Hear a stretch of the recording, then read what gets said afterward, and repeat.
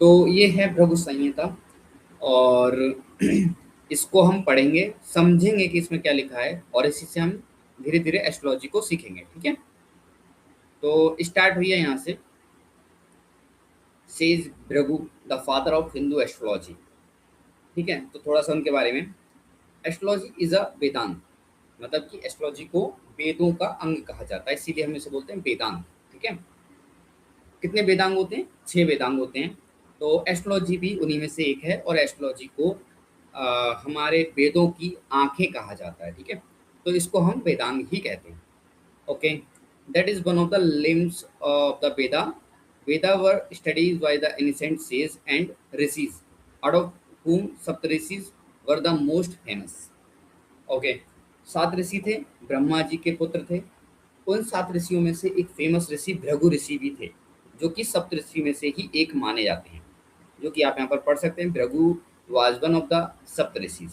Okay, he is manas putra, wish born son of lord Brahma, मतलब कि उन्हें लॉर्ड ब्रह्मा ने क्रिएट किया था। ठीक है, who simply wished him into existence to assist the process of creation. Brahma ji ने सृष्टि रचाई, उसके लिए उन्होंने कुछ ऋषि को जन्म दिया, जो कि एक इच्छा से, उनके इच्छा से प्रकट हुए थे।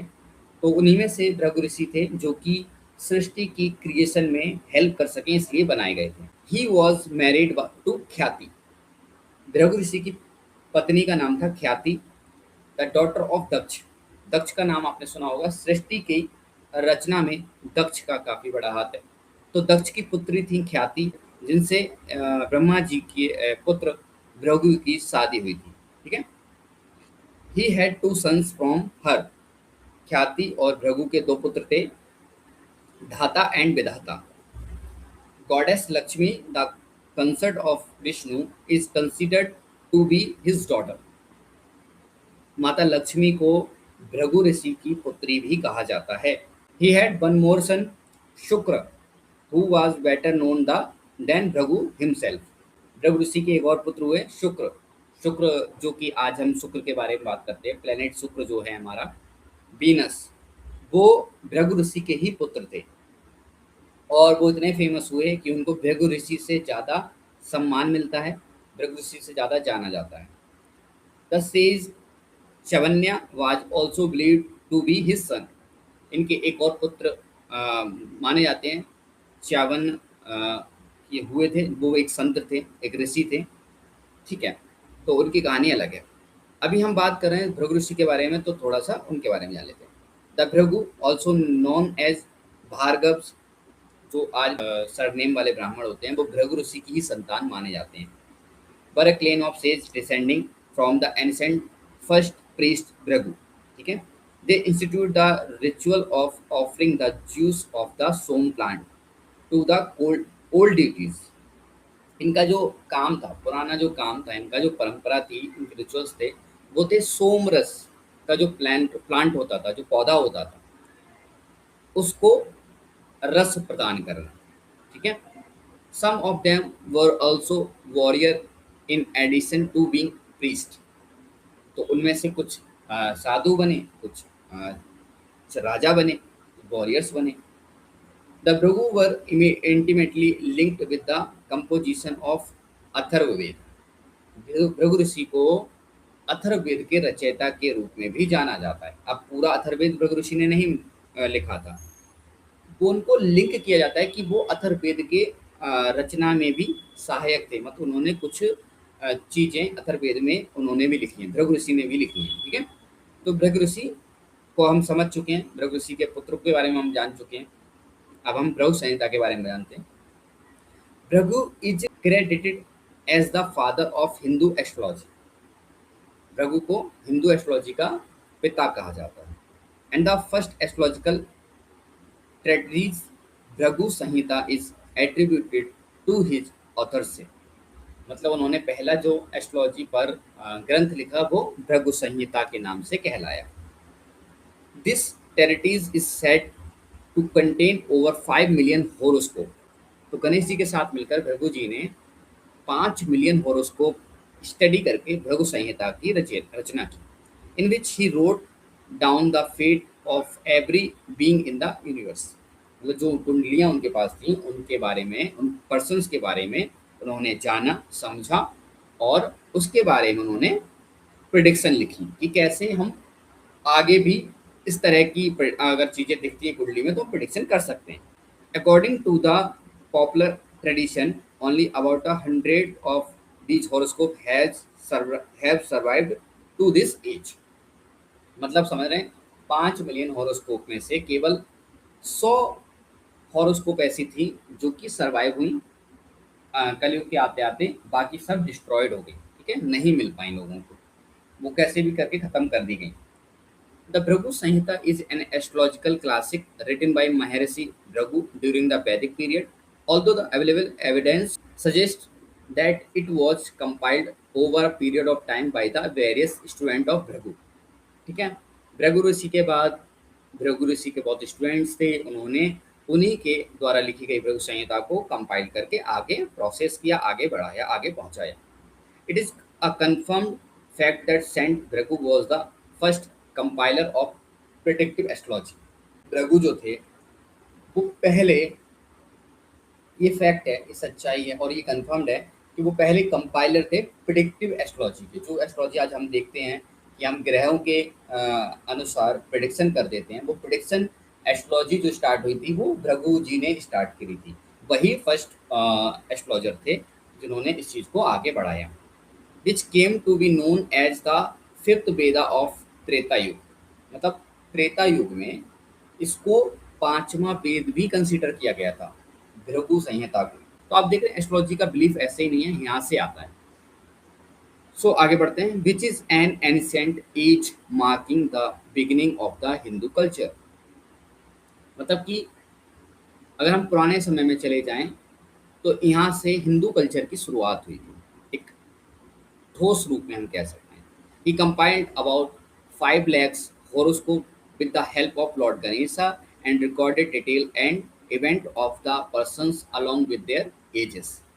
ठीक है, पहले भी बात कर चुके हैं, उन्होंने बहुत सारी कुंडलियाँ ली। अब यहाँ पर थोड़ा नंबर का वेरिएशन हो रहा है, पहले उन्होंने 5 मिलियंस की बात करी थी, यहाँ पे 5 lakhs की बात करी गई है। तो हो सकता है थोड़ा सा अंतर हो कुंडलीज में, लेकिन हाँ बहुत सारी कुंडली, ढेर सारी कुंडली लेकर के उन्होंने गणेश जी की मदद से उनको रिकॉर्ड किया, उनके बारे में पूरे इवेंट्स को समझा, उन लोगों के इवेंट्स पूरे लाइफ में क्या हुए, मतलब किस तरह के प्लैनेट्स की पोजीशंस के अनुसार कैसे रिजल्ट उनके लाइफ में आए, ये चीज़ उन्होंने यहाँ से निकाली और उसके बाद उस पर भृगु संहिता लिखी गई। ठीक है, this form the database for the further research and study. The study culminated in the birth of the science. So जो हम शास्त्र की बात करते हैं, शास्त्र, शास्त्र का मतलब होता है साइंस, मतलब कि विज्ञान, और determination the quality of time, उसको हम बोलते हैं होरा। तो जो होरा शास्त्र नाम आप सुनते हैं, बृहत पाराशर होरा शास्त्र, इसका मतलब है कि टाइम की क्वालिटी के अकॉर्डिंग हम साइंटिफिक अपना आइडिया लगा सके। मतलब बोलते हैं ना कि एस्ट्रोलॉजी साइंस नहीं है, लेकिन शास्त्र का मतलब ही साइंस होता है। तो होरा मतलब कि टाइम को समझ करके, उसके एक्शन को समझ करके, उनकी प्रेडिक्शन को समझ करके जो शास्त्र लिखा गया, जो साइंस लिखी गई, उसे ही शास्त्र बोलते हैं। ठीक है, तो ये कोई ऐसे ही मतलब अटकल बच्चों वाली बात नहीं है कि बस किसी ने देखा और लिख दिया। उन्होंने बहुत स्टडी करी, इस पर रिसर्च करी, तब एक शास्त्र बना। These horoscope were based upon the planetary position of the Sun, the Moon, Mercury, Venus, Mars, Jupiter, Saturn, and Dragon's head Rahu and Dragon's tail Ketu. After that, Maharishi Bhrigu gave his predictions on different type of horoscope compiled by him with the help of Lord Ganesha in a brief and concise manner। तो उन्होंने क्या करा, उन्होंने बहुत सारी horoscope में planetary positions को देखा, जिसमें सारे प्लैनेट, जो 9 प्लैनेट हैं मुख्य, उनके नाम इसमें दिए गए हैं। सूर्य, चंद्रमा, बुध, शुक्र, मंगल, गुरु, शनि, और ड्रैगन्स हेड मतलब ड्रैगन का सर राहु को कहा जाता है, और ड्रैगन्स की टेल केतु को कहा जाता है। तो राहु और केतु को भी इन्होंने इंक्लूड किया। उसके बाद प्रिडिक्शन को डिफरेंट मैनर में अलग अलग हॉरोस्कोप के हिसाब से कंपाइल किया और गणेश जी की मदद से उसको ब्रीफ करके कंसाइज मैनर में उसको लिख दिया कि अगर इस प्लैनेट की पोजीशन ये होती है, तो क्या प्रेडिक्शन बन सकती है। सो हिस्ट्री के बारे में अगर आपने पढ़ा है तो आपने देखा हो कि बहुत सारे विदेशी लोगों ने हम पर हमला किया, और सबसे पहले जो कम्युनिटी को डिस्ट्रॉय किया, डिप्रेस किया, वो ब्राह्मण थे, क्योंकि ब्राह्मण्स के पास बहुत सारा ज्ञान था, उसमें एस्ट्रोलॉजी का भी ज्ञान था और वेदों का भी ज्ञान था। तो उनको पहले ख़त्म किया गया, क्योंकि अगर उन्हें ख़त्म नहीं करते तो वो राज नहीं कर सकते थे इंडिया पे। The invaders also captured these prime asset of Brahmins, मतलब कि ब्राह्मणों से वो सारे एसेट छीन लिए गए, वो सारी विद्याएं छीन ली गई और वो ले गए। इसी वजह से हमारे देश का ज्योतिष, हमारे देश के वेदास, हमारे देश का आयुर्वेद, ये सब कहाँ पहुँच गया? विदेशों में पहुँच गया, दूसरे देशों में पहुँच गया, यूके, यूएस, चाइना। क्यों? क्योंकि वहाँ के इन्वेटर्स आए थे ना, उन्होंने हमारे यहाँ पर लूट मचाई। तो यहाँ पर सिर्फ सोना चांदी नहीं था, यहाँ पर बहुत अच्छे अच्छे ग्रंथ भी थे, जो वहाँ यहाँ से वो उठा कर ले गए। जो चीज़ उन्हें समझ आई उससे उन्होंने उसको आगे बढ़ाया और उसको उन्होंने अपना नाम दे दिया कि हमने इनोवेट किया है। सो बहुत सारी चीज़ें हमारे ग्रंथों से निकली हैं, जो कि यहाँ के ब्राह्मणों से छीन के ले गए थे। For them it was a miraculous form of telling the fortune of a person, and so some part of the Bhrigu Samhita were taken away by them to the foreign countries, मतलब कि भृगु संहिता के कुछ पार्ट्स भी फॉरेन कंट्रीज में चले गए थे। The most unfortunate and destructive happening was the destruction of Nalanda university library. हम सबको पता है अंग्रेजों ने नालंदा यूनिवर्सिटी को जला दिया था, ऐसी बहुत सारी यूनिवर्सिटी को भी डिस्ट्रॉय कर दिया था, जिसमें बहुत सारे ग्रंथ लिखे हुए थे, बहुत सारी चीज़ें हमारी, बहुत सारी धरोहर रखी हुई थी जो कि ग्रंथों के रूप में थी, बहुत सारा ज्ञान था, वो जला दिया गया या फिर वहाँ से वो चीज़ ले गए और उसको डिस्ट्रॉय कर दिया। तो ऐसी ही एक बहुत बड़ी जो डिस्ट्रक्शन हुआ था वो नालंदा यूनिवर्सिटी का हुआ था, जिसमें बहुत सारे ग्रंथ चले गए हमारे। It is really unfortunate that some people having a cheap and fraudulent form of Bhragu Samhita claim to have the original Shastra of their possession. मतलब कि कुछ लोग क्लेम करते हैं कि उनके पास भृगु संहिता के ओरिजिनल पीसेस हैं, बट ऐसा नहीं है। बहुत सारे लोगों के पास उनकी कॉपीज हैं, उनके फ्रॉडलेंट पार्ट्स हैं, जो कि एक्चुअल एक्यूरेट प्रेडिक्शन नहीं कर सकते। इसीलिए कई बार भृगु संहिता पढ़ करके भी आप सही प्रेडिक्शन नहीं दे पाते, आपकी प्रेडिक्शन झूठ हो जाती है, क्योंकि वो भृगु संहिता असली भृगु संहिता है ही नहीं। If an original Bhrigu Samhita leaf containing the horoscope of an individual is obtained, we will find that it not only reveals the consulting day, time and date of the individual, but also the remedial measures. मतलब कि actual Bhrigu संहिता मिल जाती है, जिसमें बहुत सारी horoscope थी, जिसकी हम पहले बात कर चुके हैं, 5 लाख या 5 मिलियन हॉरोस्कोप जो भी थी। तो उसमें उनका टाइम, डेट, बर्थ तो था ही था, जो पर्सन की हॉरोस्कोप थी, साथ में उसकी रेमेडीज भी लिखी थी कि उसकी क्या रेमेडीज उन्होंने बताई थी और उसके क्या मेजरमेंट थे, वो भी उसमें लिखा हुआ था। Some thousands of leaflets horoscope from the original Bhrigu Samhita are believed to be available with one pandit in Hoshiarpur in Punjab. So ऐसा कहा जाता है कि होशियारपुर, मतलब पंजाब के होशियारपुर में कोई एक पंडित ऐसे हुए जिनके पास एक्चुअल में भृगु संहिता के कुछ पार्ट्स ओरिजिनल फॉर्म में थे। इसी से उन्होंने आगे उस चीज़ को कंटिन्यू किया। It is also very unfortunate that dozen of pandit in India claim to have the original Bhrigu Samhita with them. मतलब बहुत सारे इंडिया में पंडित ऐसा कहते हैं कि उनके पास ओरिजिनल भृगु संहिता है, बट ये सच नहीं है। ठीक है, आगे पढ़ते हैं। Uniqueness of Bhrigu Samhita. Many of the book available on predictive astrology are neither easy enough to be understood by the general public nor fully satisfactory for the pandit. So मतलब ये है कि जितनी भी एस्ट्रोलॉजी, प्रेडिक्टिव एस्ट्रोलॉजी की books हैं अभी, जो कि पब्लिक में अवेलेबल हैं, वो या तो ऐसी हैं जिससे आपको सेटिस्फेक्शन नहीं मिलेगा कि वो सही प्रेडिक्शन नहीं कर रहे हैं, या फिर ऐसी हैं जिसमें इतना गूढ़ शब्द में लिखा गया है कि आपको समझ ही नहीं आएगा कि कहना क्या चाह रहा है, तो आप उसको समझ ही नहीं सकते। और ये खासियत थी भृगु संहिता की कि इसको इतना सरल भाषा में लिखा गया था कि इसको कोई भी पढ़ करके समझ सकता था कि अगर प्लैनेट की पोजीशन ये है तो उसका क्या रिजल्ट होगा, जो कि हम आगे पढ़ेंगे। ठीक है, therefore the primary view kept in this book is that because the mystery of the whole human life is hidden in the 9 planet of a horoscope, it will not be possible to discuss the event of the whole life of the native till the effects of every planet in is not clearly known. Without it, the complicated science of astrology cannot be simplified. Okay. So कहने का मतलब ये है कि हमारी life इतनी complicated होती है ना, और वो पूरी लाइफ 9 प्लैनेट्स के अकॉर्डिंग चलती है।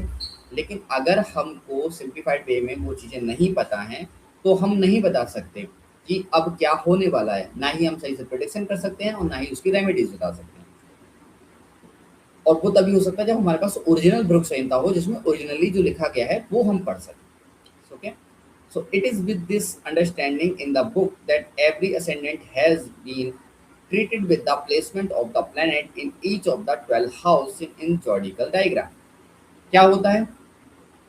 12 हाउस होते हैं कुंडली में, 9 प्लैनेट्स होते हैं, और उसी के इर्द गिर्द 12 राशियां, इन्हीं तीनों के इर्द गिर्द इस भ्रग संहिता में सारी कुछ चीजें बताई जाएंगी जो कि प्रोडिक्शन में आप यूज कर सकते हैं। सो सबसे पहले इसमें बताया गया है कि हर एक हाउस के क्या एट्रीब्यूट्स होते हैं। ठीक है। सो फर्स्ट हाउस की बात कर लेते हैं। फर्स्ट हाउस, जिसको असेंडेंट यानी कि लग्न हाउस कहते हैं, इससे हम क्या देखते हैं? इससे हम देखते हैं जो व्यक्ति है उसकी फिजिक कैसी होगी। इसमें पहला वर्ड है फिजिक। फिजिक का मतलब क्या होगा? आपका पूरा शरीर का ढांचा, आपकी हेल्थ, आपकी बनावट, आपका सर से लेकर के पैर तक की क्या स्थिति रहेगी, कैसी बनावट होगी, कैसा आकार होगा, वो फिजिक हम पता करते हैं लग्न के फर्स्ट हाउस। ठीक है। फर्स्ट हाउस में आता है विल पावर, मतलब कि आप कितने स्ट्रांग होंगे अंदर से। वो डिपेंड करेगा कि आपके फर्स्ट हाउस में कौन सी राशि है, कौन सा प्लेनेट है, उसी के अकॉर्डिंग आपकी विल पावर रहेगी। आप बहुत जल्दी हार मान जाएंगे, आप बहुत जल्दी थक जाएंगे, या आप बहुत ज़्यादा हार्ड वर्किंग होंगे, आप बहुत ज़्यादा देर तक टिके रहेंगे, आप लोगों से लड़ते रहेंगे। वो पता चलेगा आपके फर्स्ट हाउस से। फेम, फेम भी डिपेंड करता है आपके फर्स्ट हाउस पे कि आप कितना फेमस होंगे अपनी लाइफ में, कितनी आपकी अच्छी फिजिक होगी तो उसके अकॉर्डिंग आप कितना ज़्यादा फेम एक्वायर करेंगे। तो वो फेम भी आप फर्स्ट हाउस से देखते हैं। फिगर एंड फिजिकल कॉम्प्लेक्स, जैसा कि हमने बात करी फिजिकल कॉम्प्लेक्स, मतलब कि आपका कलर, आपका रूप, रंग, बनावट वो कैसी रहेगी, फिजिकली आप कितने स्ट्रांग होंगे, कितने वीक होंगे, वो सब आप फर्स्ट हाउस से देखते हैं। ठीक है। सेकेंड हाउस पे आ जाते हैं। सेकेंड हाउस में इसमें बताया फाइनेंस, मनी हाउस भी बोलते हैं सेकेंड हाउस को, इसलिए से हम सारा फाइनेंस अपना देखते हैं, सारी वेल्थ देखते हैं। पैसा, आप कितनी वेल्थ जनरेट करेंगे आपके टोटल लाइफ में, वो पता चलता है आपके सेकेंड हाउस से। सेकेंड नंबर पर आता है फैमिली, मतलब कि आपका परिवार, परिवार में आपका खानदान भी आ जाता है, आपका कुटुंब आ जाता है। तो सेकेंड हाउस से आपका देखेंगे परिवार, आपकी फैमिली कितनी स्ट्रांग रहेगी, आपकी फैमिली कितनी सपोर्टिव होगी, आपकी फैमिली आपके लिए कितना चाहती है, कितना प्यार करती है, आप फैमिली के लिए क्या करना चाहते हैं, वो सब आपका पता चलेगा सेकेंड हाउस से। थर्ड है स्पीच, मतलब आप कितना अच्छा बोलोगे, आपकी वाक पटुता कितनी होगी, आप कितने अच्छे से लोगों को मनमोहक तरीके से बता सकते हो, चीज़ें एक्सप्लेन कर सकते हो, आप मधुर वाणी बोलोगे, आप कर्कश वाणी बोलोगे, ये सब पता चलेगा आपके सेकंड हाउस से। ट्रेजर एंड बॉन्डेज, मतलब कि आपको कोई खजाना मिलेगा, आपको कोई दबा छुपा धन मिलेगा, वो भी आप सेकंड हाउस से देखोगे। ठीक है। बॉन्डेज भी आप सेकंड हाउस से देखोगे कि आपकी फैमिली के साथ क्या बॉन्डेज रहेगी। ठीक है। थर्ड हाउस पर आ जाते हैं। थर्ड हाउस में है ब्रदर्स एंड सिस्टर्स, आपके भाई और बहन के बारे में अगर हमें जानकारी चाहिए तो थर्ड हाउस से देखेंगे। उसमें कौन सा प्लैनेट बैठा है, कौन सी राशि बैठी है, उसके अकॉर्डिंग वो चीज़ें चेंज हो जाएंगी। लेकिन brothers and sisters third house से ही देखे जाएंगे जब भी ब्रदर्स एंड सिस्टर्स की बात होगी। छोटा भाई मुझे प्यार करता है नहीं करता है, छोटी बहन मेरा कहना मानती है नहीं मानती है ना, उनका नेचर कैसा होगा, उन पर पैसे इन्वेस्ट करूंगा, ये सब चीज़ें आपको थर्ड हाउस से पता चलेंगी। आगे आती है एनर्जी, आपकी एनर्जी थर्ड हाउस से पता चलेगी, मतलब कि आप कितने एनर्जेटिक हैं, आप कितने वीक हैं, आप कितना काम कर सकते हैं, कितनी मेहनत कर सकते हैं, वो आपका थर्ड हाउस से पता चलेगा। फिजिकल वर्क एंड करेज, आप पे कितना साहस है, आप कितना रिस्क ले सकते हैं, आप कितना फिजिकल वर्क कर सकते हैं, ये सब थर्ड हाउस से पता चलेगा। फोर्थ हाउस पे आ जाते हैं। फोर्थ हाउस में आता है सबसे पहले मदर। मदर मतलब आपकी मम्मी, आपकी मम्मी के साथ व्यवहार कैसा होगा, कैसा अटैचमेंट होगा, कैसा माँ का प्यार मिलेगा नहीं मिलेगा, माँ से दूरी रहेगी, आप माँ के पास रहोगे, माँ की बात मानोगे नहीं मानोगे, ये सब आपका फोर्थ हाउस से दिखता है। मदरली रिलेशन, मतलब आप किसी से कैसे रिलेशन बनाओगे, मतलब आपके रिलेशन बहुत ज़्यादा ऊपर लेवल के सरफेस लेवल के होंगे या फिर बहुत इमोशनली होंगे, मदरली होंगे। अगर आप मदरली रिलेशन बनाओगे फोर्थ हाउस से पता चलेगा कि आप किस पर्सन से मदरली रिलेशन बना सकते हो। ठीक है। लैंड एंड बिल्डिंग्स, आप कितना प्रॉपर्टी को एक्वायर करोगे, आपके पास कितनी रेजिडेंटल प्रॉपर्टी होगी, कितनी कमर्शियल प्रॉपर्टी होगी, प्रॉपर्टी होगी नहीं होगी, आपको हेरिटेंस मिलेगी नहीं मिलेगी, ये सब आपको फोर्थ हाउस से पता चलता है। पीस एंड हैप्पीनेस, आप कितने खुश रहोगे, आपके घर का वातावरण कैसा रहेगा, आप सुखी रहोगे, आप दुखी रहोगे, आपके घर में दुख रहेगा, आपके घर में बहुत ज़्यादा लड़ाइयाँ होंगी, बहुत ज़्यादा शांति रहेगी, ये सब आप फोर्थ हाउस से पता करोगे। ठीक है, फिफ्थ हाउस पे आ जाते हैं। फिफ्थ हाउस होता है एजुकेशन। एजुकेशन मतलब कि शिक्षा, आप कितनी शिक्षा ग्रहण करोगे, आप क्या शिक्षा ग्रहण करोगे, आप जो शिक्षा ग्रहण कर रहे हो उसी से रिलेटेड काम करोगे नहीं करोगे, शिक्षा में आपको कितने ब्रेक आएंगे, आपके मन का कॉलेज, आपके मन का स्कूल मिलेगा नहीं मिलेगा, ये सब हम देखेंगे कहाँ से, फिफ्थ हाउस से। चिल्ड्रन, बच्चे आपके कितने होंगे, बच्चे कैसे होंगे, बच्चों का कैसा व्यवहार होगा, बच्चे आपके साथ रहेंगे दूर रहेंगे, आप बच्चों के साथ, बच्चों का सुख आपको मिलेगा नहीं मिलेगा, ये सब हम देखेंगे फिफ्थ हाउस से। स्पीच एंड नॉलेज, अगेन आपकी बुद्धि कितना वर्क करेगी, आप कितना नॉलेज को एक्वायर करोगे, आप कितनी अच्छी तरीके से चीज़ों को समझते हो और कितनी अच्छी तरह से उस चीज़ को रिप्रेजेंट करते हो, वो आपका पता चलेगा फिफ्थ हाउस से। सिक्स हाउस पे आ जाते हैं। सिक्स हाउस हो जाता है सबसे पहले एनिमीज, आपके दुश्मन कितने होंगे, दुश्मन कैसे होंगे, दुश्मन से आप लड़ोगे, दुश्मन के साथ आप व्यवहार कैसा करोगे, ठीक है, दुश्मन दुश्मन से डर जाओगे, ये सब सिक्स हाउस से पता चलता है। डिजीज, आपको बीमारी कौन सी होंगी, बीमारी किस तरह की होंगी, कैसी होंगी, खत्म हो जाएंगी नहीं हो जाएंगी, या बीमारी बनी रहेंगी, कब बीमारी आएगी, कौन सी तरह की आएगी, ये सब हम देखते हैं six house.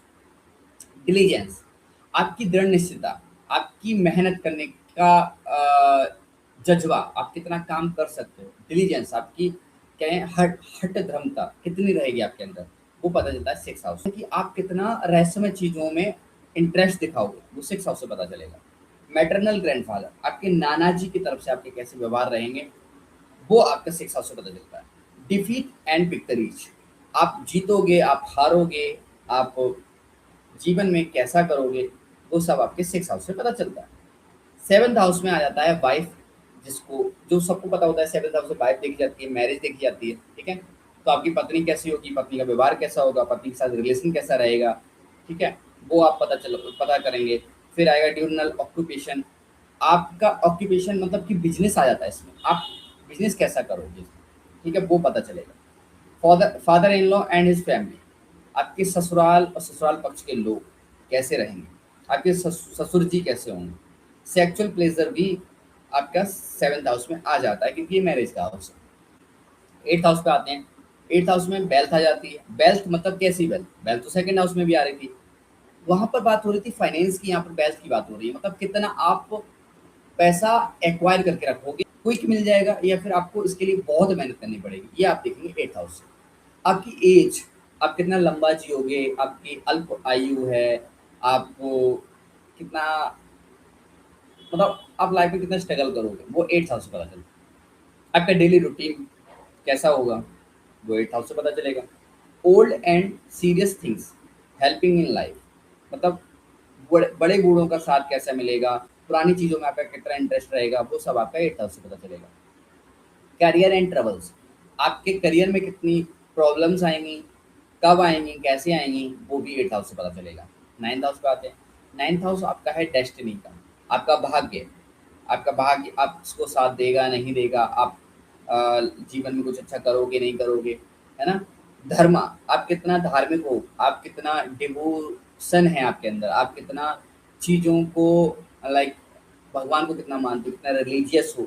Divine power and fame, ये सब आपका नाइन्थ हाउस में आ जाता है। टेंथ हाउस आ जाता है फादर का। फादर का पता चलता है आपका टेंथ हाउस से कि फादर का आपको कितना सपोर्ट रहेगा, है ना। गवर्नमेंट एंड सोसाइटी का कितना सपोर्ट रहेगा, गवर्नमेंट से आप कितना पैसा अर्न कर सकते हो, गवर्नमेंट से आप कैसे कनेक्शन रखोगे, कैसे संबंध रहेंगे गवर्नमेंट एंड सोसाइटी से। ऑक्यूपेशन आ जाता है आपका टेंथ हाउस, वर्क प्लेस का भी है, तो आपका वर्क प्लेस कैसा रहेगा, वहाँ का एनवायरनमेंट कैसा रहेगा, ये सब आ जाता है। आपका स्प्लेंडर, आपका सोवर्जिनिटी, आप कितना काम में ऐसे दिखाओगे कि आपका ही प्रभुत्व है, ठीक है, तो वो सब आप टेंथ हाउस से देखते हो। इलेवेंथ हाउस पे आ जाते हैं। इलेवेंथ हाउस अगेन वेल्थ का है, ठीक है। इलेवेंथ हाउस में आ जाती हैं आपकी डिजायर्स, तो वेल्थ का मतलब है कि आपकी इच्छा पूर्ति कैसे होगी, आप की इच्छा है करोड़ों कमाने की, तो वो पूरी होगी नहीं होगी, वो इलेवेंथ हाउस से देखेंगे, है ना, पैसे का। और इनकम वेल्थ आप कितनी जनरेट कर लोगे रेगुलर बेसिस पर, वो आप 11th हाउस से देख लोगे। उसके बाद इनकम एंड गेन्स आ जाते हैं आपके, आप कितना इनकम जनरेट करोगे, लाइक जॉब से या बिजनेस से, किस में आपको इनकम अच्छी मिल सकती है। फुलफिलमेंट ऑफ नेसेसिटीज़, मतलब कि आपकी ज़िंदगी में जो नेसेसिटीज़ हैं उनको कब फुलफिल कर पाओगे, वो आप 11th हाउस से पता करोगे। किस प्लेनेट की वजह से कर पाओगे, है ना, क्या काम करके कर पाओगे, वो 11th हाउस से पता करोगे। फिर आ जाता है लास्ट हाउस 12th हाउस। पहला है एक्सपेंडिचर, 12th हाउस को खर्चे का घर कहते हैं, मतलब आप कितना खर्चा करोगे, किस पे करोगे, किस तरह का खर्चा करोगे, वो सब आप 12th हाउस से पता करते हो। कॉन्टैक्ट ऑफ फॉरेन प्लेसेस, आपके विदेशों में कैसे संबंध रहेंगे, आप विदेश की कंपनियों में काम करोगे, आप विदेश जाओगे नहीं जाओगे, जाओगे तो कब जाओगे, ठीक है, कब तक रहोगे वहाँ पर, कब वापस आओगे वहाँ से, वहाँ पर काम चलेगा नहीं चलेगा, वहाँ बिजनेस कर पाओगे नहीं कर पाओगे, अपना प्रोडक्ट विदेश में पहुँचा पाओगे नहीं पहुँचा पाओगे। तो ये सारी चीज़ें आपका मतलब कि कनेक्शन कैसे रहेंगे आपके फॉरेन प्लेसेस से, वो 12th हाउस से पता चलता है। एंड लॉस, आप कितना अ, नुकसान उठाओगे, वो 12th हाउस से पता चलेगा। तो ये आज के चैप्टर में हमने बात करी भृगु संहिता के थोड़ा सा इंट्रोडक्शन के बारे में और 12th हाउस के इंट्रोडक्शन के बारे में। अगले चैप्टर में हम आगे बढ़ेंगे जिसमें हम बात करेंगे होरोस्कोप के बारे में और डिफरेंट चार्ट के बारे में, ठीक है। अगर वीडियो अच्छी लगी हो तो लाइक, मिलते हैं नेक्स्ट वीडियो में, तब तक के लिए राधे राधे।